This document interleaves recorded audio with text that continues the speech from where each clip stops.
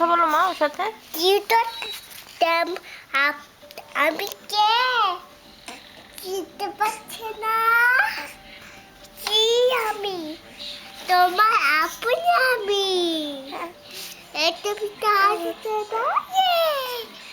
কি করছো তুমি তো হাসো। তোমার বাচ্চা তেমন যাচ্ছে। তোমার বাচ্চা এতে গল্প বলে দাও তো মা, তিতুলো বিচির গল্পটা। একটা সে তিনটা ছাড়তে ছিল, তারপর ছাড়তে তোলা ওদের গুড় সাথে ধরতে দিছি। গুড়টা বললে যে আমরা তোমাদেরকে তিনটা তাকে মার্বেল দিয়ে দিব। তারপর